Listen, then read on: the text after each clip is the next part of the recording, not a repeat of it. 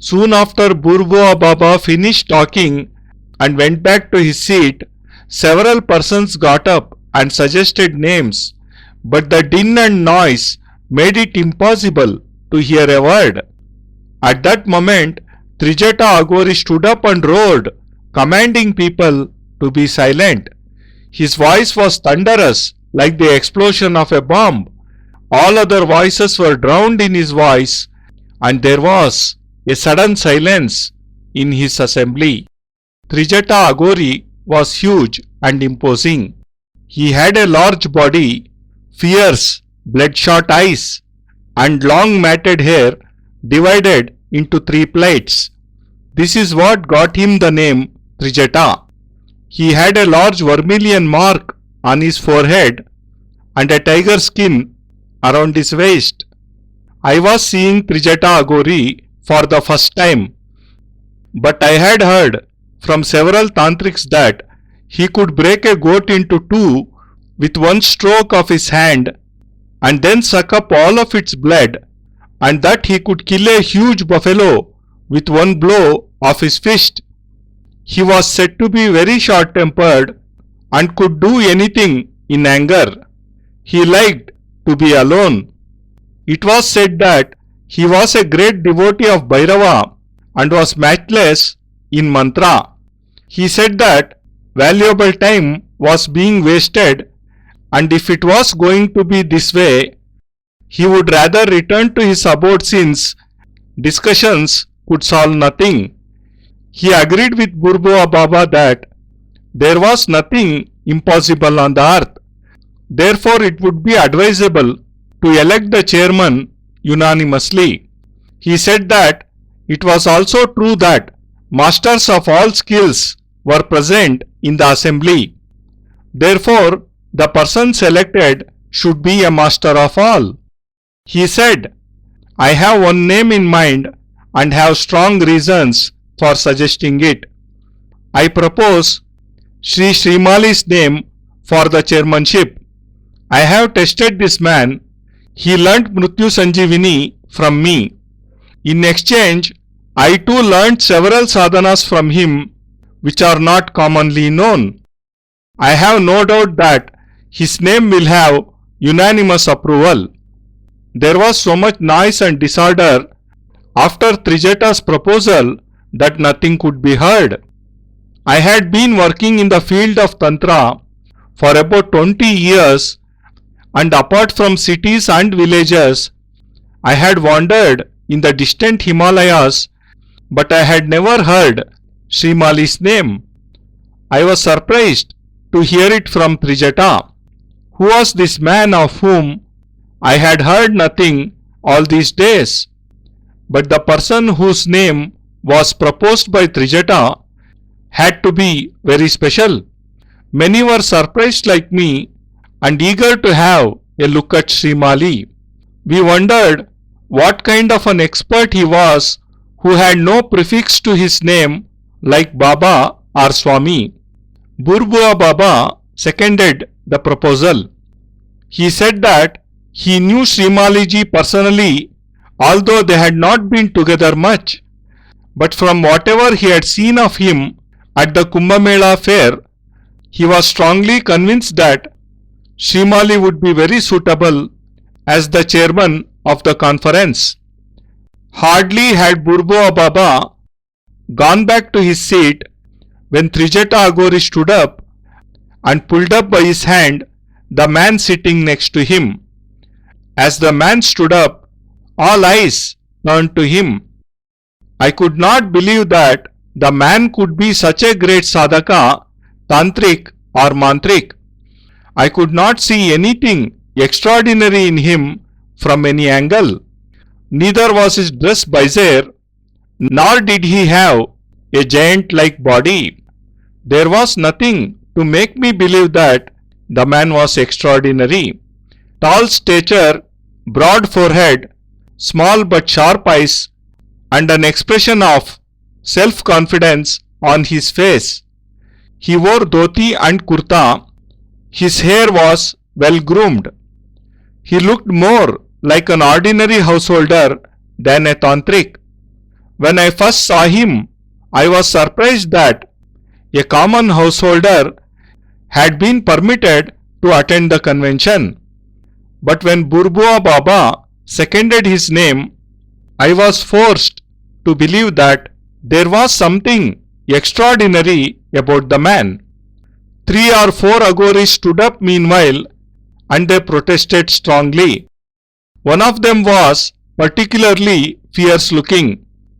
In one hand, he was holding a bricktail full of meat pieces. He kept nibbling at a piece as he talked. He spat as he talked. His eyes were so frightening that one did not dare look into them. I learnt later that his name was Bhairuva Agori. He protested strongly and said that he had never heard of Srimali. He said, I do not like this man at all. I challenge him on behalf of the Aghor Panth. If he accepts the challenge and withstands my blow, I shall accept him. He had hardly finished his say when in the last rows, a sadhu ascetic stood up. His body was smeared with ash. His matted hair was so long that it swept the floor as he walked, and his eyes were fierce and face cruel. He at once let out a barrage of abuses and said that while he was alive, no one else had the right to be the chairman. I have mastered Kritya, he said. Whoever withstands my Kritya will preside, or else I will reduce him to a heap of ashes. What is Srimali? What does he think he is? He went on showering abuses so fast that the entire assembly was dumbfounded. My eyes turned to the sadhu and Srimali alternatively. I could not detect any sign of fear or nervousness in Srimali's face. On the contrary, if anything, he looked full of self-confidence. I also felt that no third person had the courage to interfere, as this sadhu was none other than Kapali Baba, and it was said that he had mastered 64 Krityas and was quite capable of using them any time. Other tantrics were naturally nervous of Kapali Baba. Those who had learnt Kritya could not have mastered more than 1 or 2. Trijata stood up. His face was flushed in anger. Accepting Bhairuva Agori's and Kapali Baba's challenges, he said, I am personally not competent to accept Kapali Baba's challenge, but Srimali will definitely accept it and give an adequate reply. I have full confidence in him and his knowledge. I also know that he has acquired distinction in mantra too, and he is the favorite disciple of the world famous Yogiraj Sachchidanand ji. Under the name of Nikhileshwarananda, he has practiced and mastered all Krityas, and the tantric community is familiar with his name, which he changed after he returned to domestic life. Burbua Baba also appealed to end the discussion as quickly as possible. He suggested that Srimali should stand up on the dais and 3 or 5 sadhakas should challenge him and test his ability. As he spoke, he pulled up Srimali by the hand and made him stand on the dais. ಬಾಬಾಜಿಯವರ ಭಾಷಣ ಮುಗಿದಿದ್ದೇ ತಡ ಬಹಳಷ್ಟು ಮಂದಿ ಎದ್ದು ನಿಂತು ಹೆಸರುಗಳನ್ನು ಸೂಚಿಸಲು ಪ್ರಯತ್ನಿಸಿದರಾದರೂ ಸಭೆಯಲ್ಲಿ ಇದ್ದಕ್ಕಿದ್ದಂತೆ ಉಂಟಾದ ಗಲಭೆ ಗದ್ದಲದ ಪರಿಸ್ಥಿತಿಯಿಂದ ಯಾರ ಮಾತು ಯಾರಿಗೂ ಕೇಳಿಸದಂತಾಯಿತು. ಆ ಕ್ಷಣದಲ್ಲಿ ಇದ್ದಕ್ಕಿದ್ದಂತೆ ವೇದಿಕೆಯ ಮೇಲೆ ಉಪಸ್ಥಿತರಿದ್ದ ತ್ರಿಜಟ ಅಘೋರಿ ಎದ್ದು ನಿಂತು ಗರ್ಜಿಸಿದರು, ಸಾಕು ನಿಲ್ಲಿಸಿ ಎಂದು. ಸಿಡಿಲಿನಂತಹ ಅವರ ಧ್ವನಿ ಕೇಳಿ ಎಲ್ಲರೂ ಬಾಂಬ್ ಸ್ಫೋಟವಾಯಿತೇನೋ ಎಂಬಂತೆ ದಿಗ್ಭ್ರಾಂತಿಯಿಂದ ಸ್ತಂಭಿತರಾದರು. ಬೇರೆಲ್ಲರ ಧ್ವನಿಗಳು ಅವರ ಧ್ವನಿಯಲ್ಲಿ ಕರಗಿ ಹೋದಂತಾಗಿ ಏಕಾಏಕಿ ಗಾಢವಾದ ನಿಶ್ಶಬ್ದ ಸಭೆಯನ್ನಾವರಿಸಿತು. ತ್ರಿಜಟ ಅಘೋರಿ ದೈತ್ಯಾಕಾರದ ಅತ್ಯಂತ ಬಲಶಾಲಿ ವ್ಯಕ್ತಿ.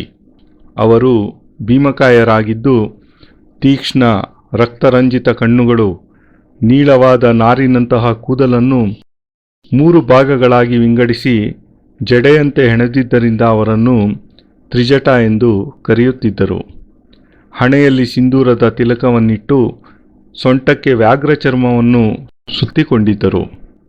ನಾನು ತ್ರಿಜಟ ಅಘೋರಿಯವರನ್ನು ಮೊಟ್ಟ ಮೊದಲ ಬಾರಿಗೆ ನೋಡುತ್ತಿದ್ದೇನಾದರೂ ಅವರ ಬಗ್ಗೆ ಬಹಳಷ್ಟು ಮಂದಿ ತಾಂತ್ರಿಕರುಗಳು ಮಾತನಾಡಿದ್ದನ್ನು ಕೇಳಿದ್ದೇನೆ.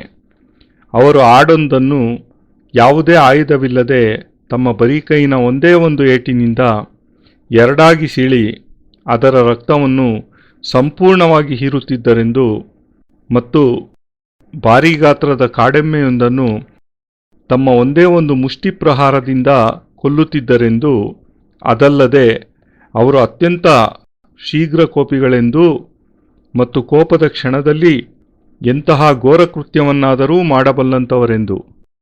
ತ್ರಿಜಟ ಅಘೋರಿ ಏಕಾಂತ ಪ್ರಿಯರು. ಹೆಚ್ಚಾಗಿ ಯಾರೊಡನೆಯೂ ಸಂಪರ್ಕ ಸಂಬಂಧ ಬೆಳೆಸುವವರಲ್ಲ. ಅವರು ಭೈರವನ ಆರಾಧಕರಾಗಿದ್ದು ಮಂತ್ರಗಳ ಜಗತ್ತಿನಲ್ಲಿ ಅವರ ಸರಿಸಮಾನರು ಯಾರೂ ಇಲ್ಲವೆಂದರೆ ತಪ್ಪಾಗಲಾರದು. ತಮ್ಮ ಒಂದೇ ಒಂದು ಗರ್ಜನೆಯಿಂದ ಅಲ್ಲೋಲ ಕಲ್ಲೋಲವಾಗಿದ್ದ ಸಮ್ಮೇಳನವನ್ನು ಸಂಪೂರ್ಣ ಸ್ತಬ್ಧಗೊಳಿಸಿದ್ದ ತ್ರಿಜಟ ಅಘೋರಿ ಈಗ ಸಭೆಯನ್ನುದ್ದೇಶಿಸಿ ಮಾತನಾಡುತ್ತಾ, ಸಮ್ಮೇಳನದ ಬಹುಮೂಲ್ಯ ಸಮಯ ವ್ಯರ್ಥವಾಗಿ ಹೋಗುತ್ತಿದೆ. ಪರಿಸ್ಥಿತಿ ಹೀಗೆ ಮುಂದುವರಿದಲ್ಲಿ ನಾನು ನನ್ನ ವಾಸಸ್ಥಳಕ್ಕೆ ಹಿಂತಿರುಗಿ ಹೋಗಬೇಕಾಗುತ್ತದೆ. ಏಕೆಂದರೆ ಯಾವುದೇ ಸಮಸ್ಯೆಗೆ ಪರಿಷ್ಕಾರ ಕೇವಲ ಚರ್ಚೆಯೊಂದರಿಂದಲೇ ಸಿಗುವುದಿಲ್ಲ. ಪ್ರಪಂಚದಲ್ಲಿ ಯಾವುದೂ ಸಹ ಅಸಾಧ್ಯ ಅಸಂಭವ ಎಂಬುದಿಲ್ಲ ಎಂಬ ಪೂಜ್ಯ ಬುರ್ಬುವ ಬಾಬಾಜಿಯವರ ಸಿದ್ಧಾಂತವನ್ನು ನಾನು ಸಂಪೂರ್ಣವಾಗಿ ಅನುಮೋದಿಸುತ್ತೇನೆ. ಆದ್ದರಿಂದ ನಿಮ್ಮೆಲ್ಲರಿಗೂ ನನ್ನ ಸಲಹೆ ಏನೆಂದರೆ, ನಾವೆಲ್ಲರೂ ಒಮ್ಮತದಿಂದ ಚೇರ್ಮನ್ರೊಬ್ಬರನ್ನು ಆಯ್ಕೆ ಮಾಡೋಣ. ಇಲ್ಲಿ ಉಪಸ್ಥಿತರಿರುವ ಸಾಧಕರೆಲ್ಲ ತಮ್ಮ ತಮ್ಮ ಸಾಧನಾ ಕ್ಷೇತ್ರದಲ್ಲಿ ಸಿದ್ಧಹಸ್ತರು ಎಂಬುದರಲ್ಲಿ ಯಾವ ಸಂದೇಹವೂ ಇಲ್ಲ. ಆದ್ದರಿಂದ ಚೇರ್ಮನ್ ಆಗಿ ನಾವು ಆರಿಸುವ ಅಭ್ಯರ್ಥಿ ಸಹ ಎಲ್ಲ ಸಾಧನಾ ಕ್ಷೇತ್ರಗಳಲ್ಲೂ ಪರಿಪೂರ್ಣತೆ ಹೊಂದಿದವನಾಗಿ ಸಕಲ ಕಲಾವಲ್ಲಭನಾಗಿರಲೇಬೇಕಾಗುತ್ತದೆ. ಅಂತಹ ಅಸಾಧಾರಣ ಅದ್ವಿತೀಯ ಸಾಧಕರೊಬ್ಬರ ಹೆಸರು ನನ್ನ ಮನಸ್ಸಿನಲ್ಲಿದೆ ಮತ್ತು ಅವರ ಹೆಸರನ್ನು ಚೇರ್ಮನ್ ಪದವಿಗಾಗಿ ಸೂಚಿಸುತ್ತಿರುವುದಕ್ಕೆ ಬಲವಾದ ಕಾರಣಗಳೂ ನನ್ನಲ್ಲಿವೆ. ನಾನೀಗ ಶ್ರೀಮಾಲಿಯವರನ್ನು ಚೇರ್ಮನ್ ಅಭ್ಯರ್ಥಿಯಾಗಿ ಘೋಷಿಸುತ್ತಿದ್ದೇನೆ. ನಾನು ಅವರನ್ನು ಸ್ವತಃ ಪರೀಕ್ಷೆ ಮಾಡಿದ್ದೇನೆ. ಅವರು ನನ್ನಿಂದ ಮೃತ ಸಂಜೀವಿನಿ ವಿದ್ಯೆಯನ್ನು ಕಲಿತರು. ನಾನು ಅವರಿಂದ ಹಲವಾರು ಲುಪ್ತವಾಗಿರುವ ಗೋಪನೀಯ ವಿದ್ಯೆಗಳನ್ನು ಕಲಿತೆ. ಶ್ರೀಮಾಲಿಜಿಯವರ ಹೆಸರನ್ನು ಚೇರ್ಮನ್ ಪದವಿಗಾಗಿ ನೀವೆಲ್ಲರೂ ಸರ್ವಾನುಮತದಿಂದ ಸ್ವೀಕರಿಸುವುದರಲ್ಲಿ ನನಗೆ ಯಾವ ಸಂದೇಹವೂ ಇಲ್ಲ ಎಂದು ಎಲ್ಲರಿಗೂ ಕೈಮುಗಿದು ತಮ್ಮ ಆಸನದಲ್ಲಿ ಕುಳಿತುಬಿಟ್ಟರು ತ್ರಿಜಟ ಅಘೋರಿ. ಈ ಪ್ರಸ್ತಾವನೆಯ ನಂತರ ಇದ್ದಕ್ಕಿದ್ದಂತೆ ಪ್ರಾರಂಭವಾದ ಅರಾಜಕತೆ, ಗದ್ದಲ, ಕೋಲಾಹಲಗಳಿಂದ ಸಮ್ಮೇಳನದಲ್ಲಿ ಯಾರ ಮಾತು ಯಾರಿಗೂ ಕೇಳಿಸದಂತಾಯಿತು.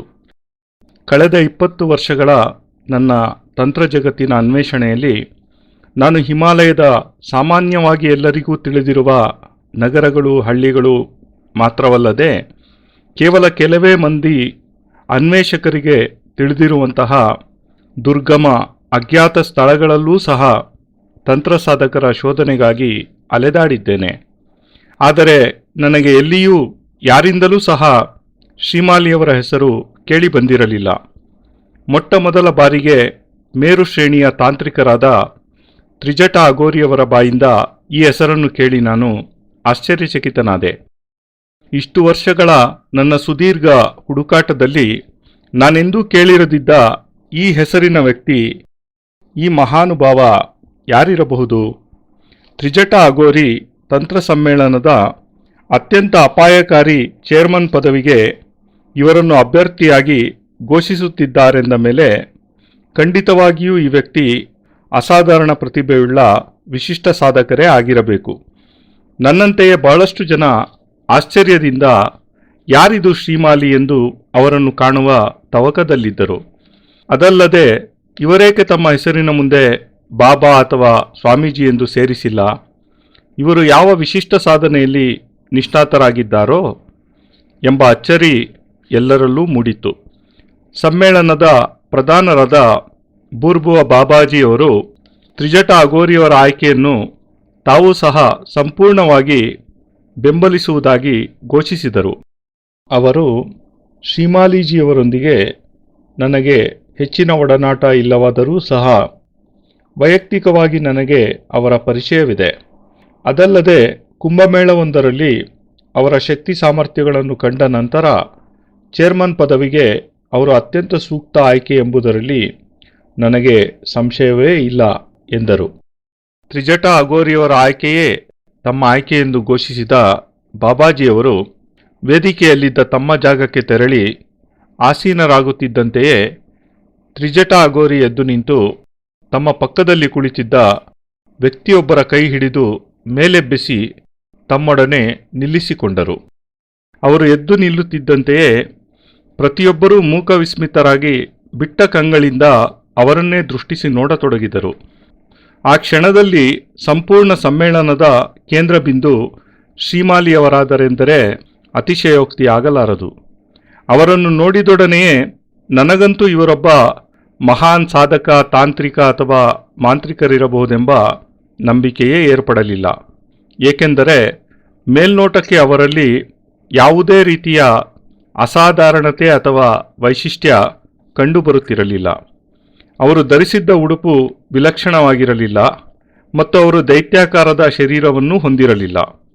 ಯಾವುದೇ ದೃಷ್ಟಿಕೋನದಿಂದ ನೋಡಿದರೂ ಇವರೊಬ್ಬ ಅಸಾಧಾರಣ ವ್ಯಕ್ತಿ ಎಂದು ನಂಬಲು ನನಗೆ ಯಾವುದೇ ಆಧಾರಗಳು ಸಿಗಲಿಲ್ಲ.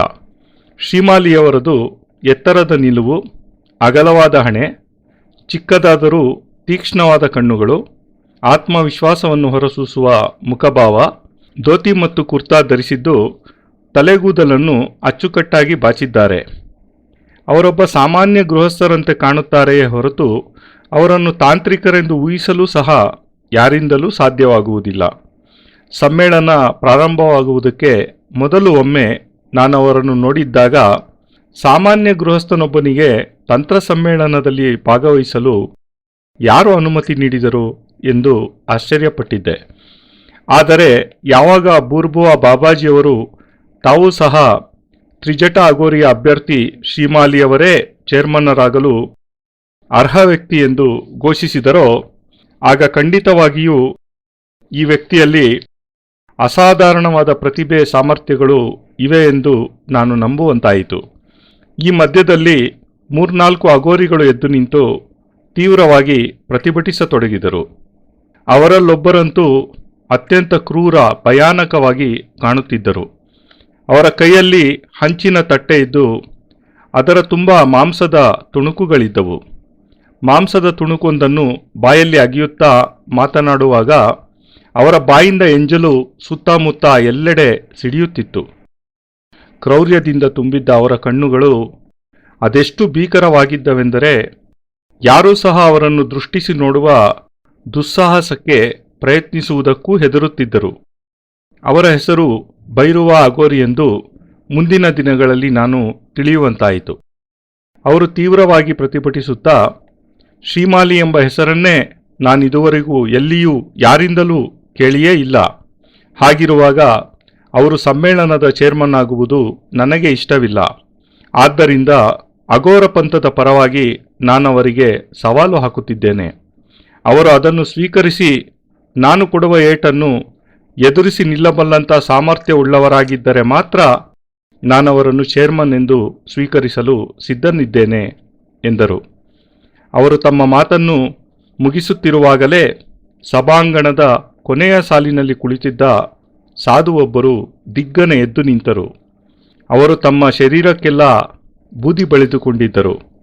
ಜಟೆಯಾಗಿ ಹೆಣೆಯಲ್ಪಟ್ಟಿದ್ದ ಅವರ ಅತಿ ಉದ್ದನೆಯ ತಲೆಕೂದಲು ವೇದಿಕೆಯ ಬಳಿಗೆ ಅವರು ನಡೆದು ಬರುತ್ತಿದ್ದರೆ ನೆಲವನ್ನು ಸಾರಿಸುತ್ತಿತ್ತು. ಅವರ ಕಣ್ಣುಗಳು ತೀಕ್ಷ್ಣವಾಗಿದ್ದು ಮುಖದಲ್ಲಿ ಕ್ರೌರ್ಯ ಮನೆ ಮಾಡಿತ್ತು.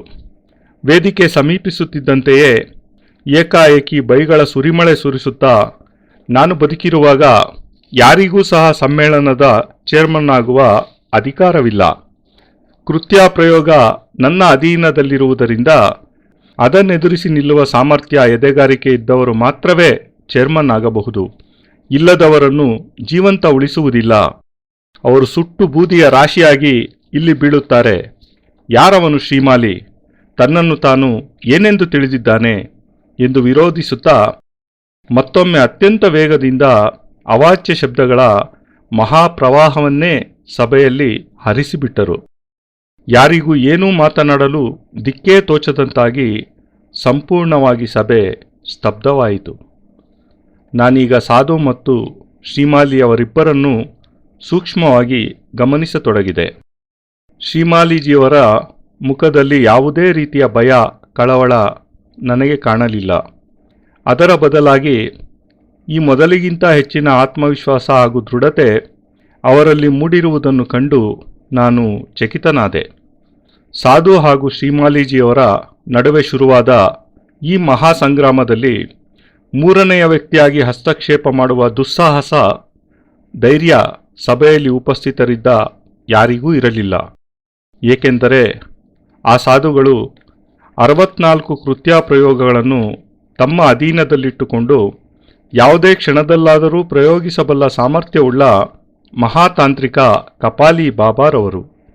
ಸಾಮಾನ್ಯವಾಗಿ ಕೃತ್ಯ ಪ್ರಯೋಗ ಕಲಿತವರು ತಮ್ಮ ಇಡೀ ಜೀವನದಲ್ಲಿ ಕೇವಲ 1 ಅಥವಾ 2 ಪ್ರಯೋಗಗಳಲ್ಲಿ ಮಾತ್ರ ಪ್ರಾವೀಣ್ಯತೆ ಪಡೆದು ಸಿದ್ಧಹಸ್ತರಾಗಿರುತ್ತಾರೆ.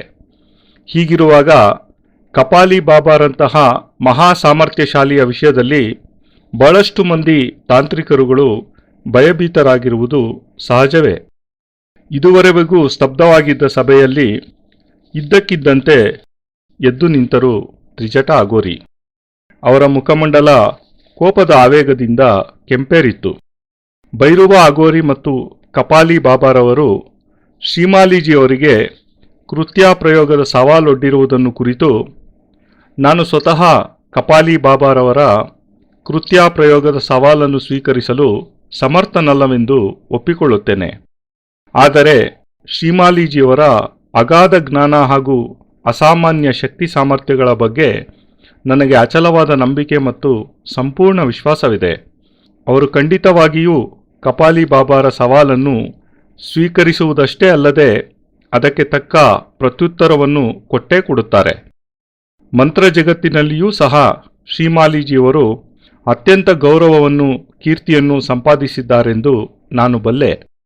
ಅದಲ್ಲದೆ ಅವರು ಜಗದ್ವಿಖ್ಯಾತರಾದ ಪಾರಮೇಷ್ಠಿ ಗುರು ಭಗವತ್ಪಾದ ಸ್ವಾಮಿ ಸಚ್ಚಿದಾನಂದರ ಅಚ್ಚುಮೆಚ್ಚಿನ ಪ್ರಿಯ ಶಿಷ್ಯರಾಗಿರುವುದು ಇಡೀ ತಂತ್ರ ಸಮುದಾಯಕ್ಕೆ ಅತ್ಯಂತ ಗೌರವ ಹಾಗೂ ಹೆಮ್ಮೆಯ ವಿಷಯವಾಗಿದೆ.